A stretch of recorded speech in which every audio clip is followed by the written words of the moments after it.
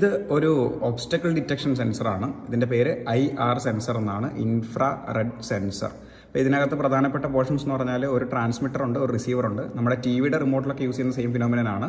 ഈ ട്രാൻസ്മിറ്റർ ഈ സർക്യൂട്ടിന് എപ്പോൾ പവർ കിട്ടുന്നു അപ്പോൾ തൊട്ട് IR ലൈറ്റ് ട്രാൻസ്മിറ്റ് ചെയ്തുകൊണ്ടിരിക്കും. അത് എവിടെയെങ്കിലും ഒരു ഒബ്സ്റ്റക്കിളിൽ പോയി തട്ടിയിട്ട് തിരിച്ചു വരുമ്പോൾ ഈ റിസീവർ അതിനെ റിസീവ് ചെയ്യുന്നു. എന്നിട്ട് നമുക്ക് ഈ ഔട്ട് എന്ന് പറഞ്ഞ പിന്നിനകത്ത് ഒരു സിഗ്നൽ തരുന്നു.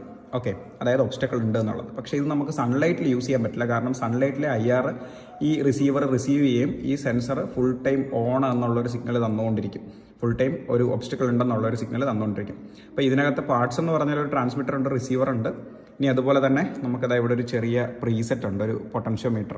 ഇത് അഡ്ജസ്റ്റ് ചെയ്തുകൊണ്ട് നമുക്ക് ഇതിൻ്റെ സെൻസിറ്റിവിറ്റി അഡ്ജസ്റ്റ് ചെയ്യാൻ പറ്റും. പിന്നെ ഒരു VCC means positive, ground, negative, അങ്ങനെ 3 ടെർമിനൽ മാത്രമാണുള്ളത്. പിന്നെ 2 SMD LEDs ഉണ്ട്.